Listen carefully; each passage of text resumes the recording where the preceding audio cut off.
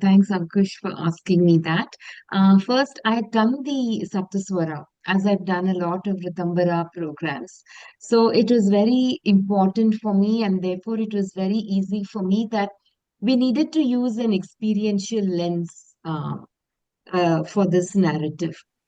And I was also very clear that maybe if we had it in a very uh, like a manual, like an instruction manual, it wouldn't be very, very appealing. So the idea was to, well, while the head was very important, the narrative had to emerge from the heart. So that was the narrative process which went into it. And I love the forests. And that's where I find myself. Given a choice, I would live more often in the forest than in urban spaces. I'd like to think that I've strayed into urban spaces. So the forest is, for me, a very primal space. It's a very primordial space. It's also a space which reverberates with energy. And so the whole narrative arc of Saptaswara, we didn't have to think very consciously about it, and the Silent Valley is one of my favorite places on planet Earth. So I remember having this discussion with Raghu and you about setting this whole narrative in the forest.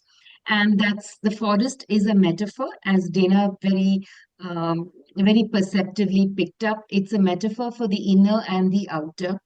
And also, the Indic civilization has been a forest civilization. The forest, the Aranyaka, it's a riverine civilization. So we have the Kuntipura river, which flows through the Silent Valley. So these were all metaphors. For me, the forest was a metaphor for going inwards, the richly layered process of discovering oneself. So everything just fell into place. So for me, writing the whole thing was a very organic process. I really loved the weekly discussions with Raghu and you, chapter by chapter, because those inputs were very, very important. So, and that had to be woven very, very organically into the whole process.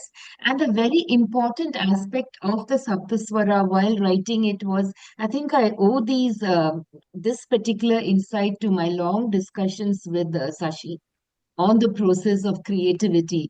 How is creativity viewed in the Indian context, which is particularly the swara of Ramya?